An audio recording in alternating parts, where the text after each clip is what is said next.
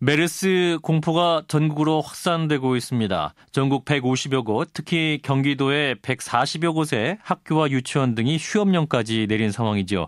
따라서 자녀를 둔 학부모님들의 불안감은 이루 말할 수 없는데, 자, 경기 지역의 한 학부모님을 먼저 만나보고요. 이어서 메르스 전문가의 진단 들어보도록 하겠습니다.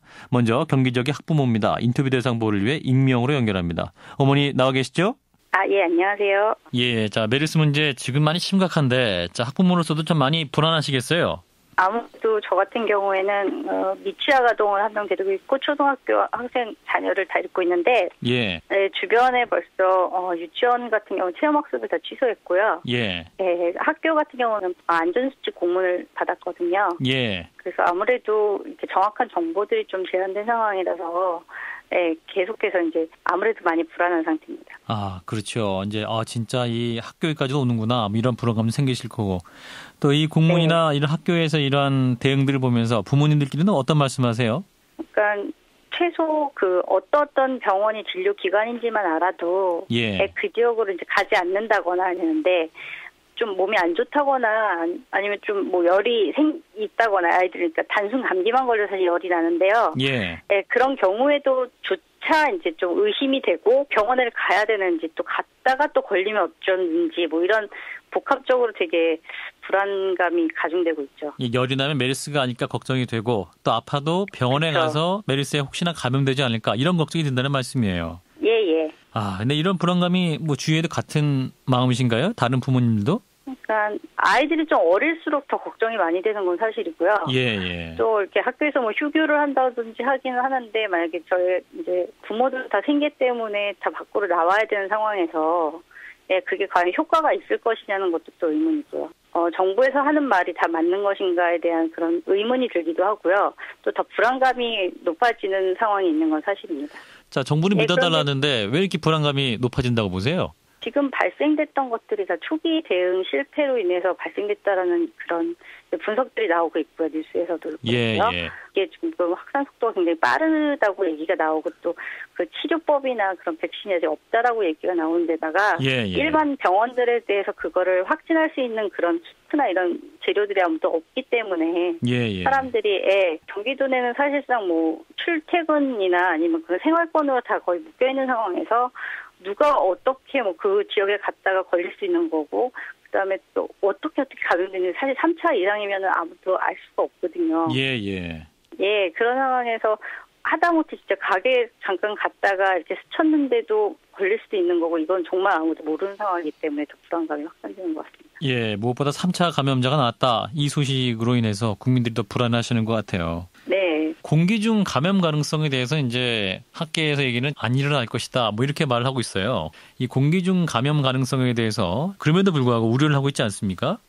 처음에는 뭐 2m라고 그랬다가 뭐 같은 병동내에 있는 환자가 또 옮았다고 얘기하고 또 의사나 뭐 이런 분들이 이제 뭐 접촉에 의해서라고는 얘기는 하는데 과연 그게 또 아직까지 검증됐다고 생각은 안 하거든요. 이렇게 확산 속도를 봤을 때는.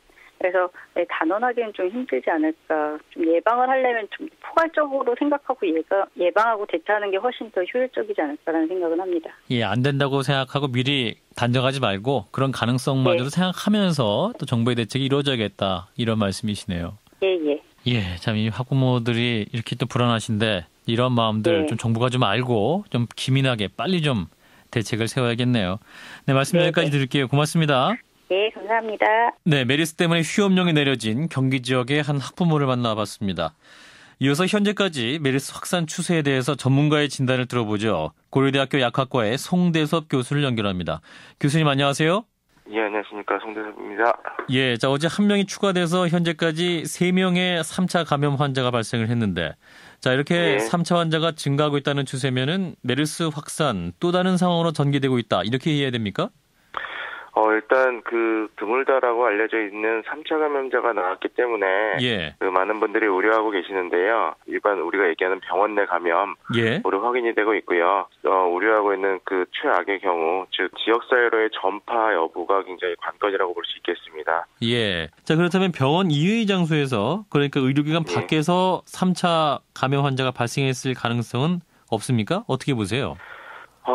굉장히 어려운 질문이십니다. 그렇지만 그 여기까지의 사례로 볼 때 그럴 가능성이 상대적으로 매우 낮다는 것이죠. 예. 근데 만약에 이제 그런 지금 사회자분께서 말씀하신 그런 일이 벌어지게 된다면 사실 어떤 통제 가능한 수준을 벗어나는 것이거든요. 예, 그래서 예. 그 부분을 굉장히 걱정하고 있는 것입니다. 아, 통제가 불가능하다. 그렇다면 3차 감염자가 병원 이외의 장소에서 확산이 된다면 그럼 이게 어떤 말씀인가요? 그 어떤 통제가 이제 굉장히 어려워지는 그 어떤 일반적인 방역 조치로는 그 우리가 뭐 격리라든가 예. 이런 조치로는 확산 방지가 굉장히 힘들어지는 그 마지노선이 그 환자가 아닌 일반 국민을 대상으로 하는 불특정 다수에 대한 감염 여부가 되겠습니다. 예, 그러니까 일반적 격리로는 통제가 안 된다. 그렇습니다. 지금 이제 메르스는 여기까지 그 감염자, 밀접 접촉자를 그 적극적으로 격리함으로써 예. 직접 전파를 적극적으로 그 방지하면 더 이상 번지지 않는 것으로 확인이 됐고 여지까지는 그랬었는데 일반 감염자, 즉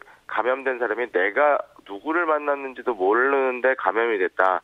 그렇게 되면은 이런 어떤 추적이나 격리 조치가 유명무실해지는 거거든요. 예, 예. 그러니까 그 부분을 굉장히 지금 예의주시하고 걱정하고 있는 겁니다. 아, 네. 이게 참 그런 상황까지는 절대로 좀 안 가면 좋겠는데. 자, 현재 근데 예상외로 감염자 숫자가 늘고 있지 않습니까? 뭐 지난 밤에도 계속 또 추가가 되는 상황인데. 자, 일단 그렇죠. 또 이제 많이 궁금해하시는 것이 지금 이제 공기 중 전파 가능성인데요. 지금 이제 우리 보건당국에서는 그 가능성은 희박하다 이렇게 보고 있는데 교수님은 어떻게 보세요?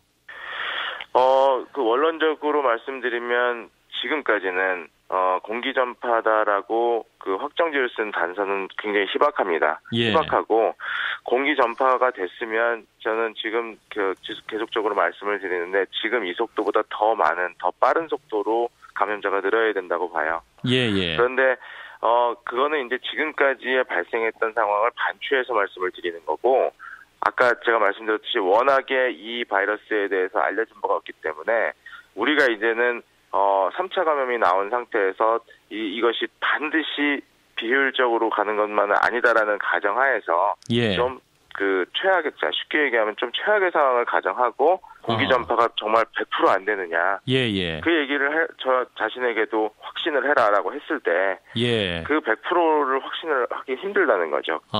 공기 전파의 가능성은 매우 낮지만 그럼에도 불구하고 가능성은 열고 대비를 해야 된다. 적극적으로 이런 말씀인데. 근데 이번에 이제 이 메르스 바이러스 같은 경우도 2차 감염됐던 분들이 다 2m 이내에 있었던 건가요? 그런 건 아니지 않습니까? 지금 앵커분께서 지적하신 분이 맞습니다. 전부 2m 이내에 있지는 않았지만 어떤 그 같은 병원 내에서 어떤 그 기침 분비물이라든가 이런 것들에 노출될 수 있는 기회는 있었다라고 봅니다. 그래서 CCTV도 확인을 하고 어떻게 이렇게 그 접촉이 되었느냐에 대해서 추적 조사를 하고 있는데 지금 그 직접 전파가 가능했다라는 가능성은 있고요. 그 3차 감염자의 지금 숫자가 나오긴 했지만 이렇게 폭발적으로 발생을 하지 않는 걸로서 봐서 일단 공기 감염의 그 가능성 이런 것들에 대해서는 조금 낮게 보고 있습니다. 현재의 상황으로는. 자, 그러면 환자가 잡았던 뭐 손잡이를 잡게 돼도 감염이 되는 건가요? 지금까지 나온 어떤 보고서 논문들을 보면 바이러스가 외부에 노출이 되고 길게는 48시간 이틀까지도 생존을 했다라는 보고들이 있어요. 생각보다 굉장히 바이러스가 좀 오래 밖에 나와 있다라는 보고들이 있는데 그런 경우에 바이러스가 정말 48시간 살아있을 수는 있지만 그것 자체가 감염력을 담보하지는 않는다고 보고요. 그렇지만 어떤 그런 뭐 손잡이나 이런 데 묻어있던 바이러스를 그 빠른 시간 이내에 3차 감염자라고 의심되는 분들이 그 부분을 만지거나 이랬을 경우에 감염이 되었다라고 봅니다. 알겠습니다. 자, 그러면 일반 마스크를 쓰거나 손만 잘 씻어도 충분히 예방할 수 있는 수준인가요? 충분히 예방이라는 것보다는 일단 그 손 씻기가 굉장히 바이러스를 사멸시키고 설사 손에 묻었다 하더라도 바이러스를 굉장히 불활화시키는 굉장히 좋은 그 방법이고요. 그리고 마스크를 쓰는 거에 대해서는 설사 내가 감염이 되었다 하더라도 마스크를 썼을 경우에 전파의 효율이 굉장히 떨어지고요. 상당히 감염을 막을 수 있다라고 그렇게 판단을 합니다. 훨씬 효과적이다. 뭐 이런 말씀이시네요. 그렇습니다. 자, 그리고 이제 국민들이 불안감을 이제 말씀을 하시면서 이제 바이러스 환자가 많이 발생했던 병원을 일반에 공개해야 한다. 이런 의견도 있는데요. 교수님은 어떤 의견이신가요? 일반적으로 전문가분들께서 좀 의견을 주시는 거는 의료인들, 즉 병원에 있는 의사분들에게 일단은 공개를 해서 네. 그 역학 관계라든가 어떤 전파를 예측할 수 있는 또 본인 병원에 적용할 수 있는 이런 정보를 좀 제한적으로 모든 이에게 공개하는 것보다 그런 의견이 사실은 지금 좀 힘을 받고 있는 것 같습니다. 예, 알겠습니다. 자, 앞으로 이제 메르스의 전파력 더 강화될 것이냐 아니면 한풀 꺾이느냐 이제 이게 굉장히 중요한 관건이 될 텐데 자, 어떻게 볼 수 있을까요? 그 시기쯤은? 지금 당장 감염 사례자가 획기적으로 안 나올 것 같지는 않고요. 이런 수준으로 계속해서 확진이 되다가 그 3차 감염자가 유의적으로 늘지만 않으면 그렇게 점점 줄어드는 양상으로 가지 않겠냐. 그렇게 기대도 하고 또 예상을 하고 있습니다. 네, 좀 빨리 이러한 메르스 기세가 꺾이면 좋겠네요. 말씀 여기까지 듣겠습니다. 고맙습니다.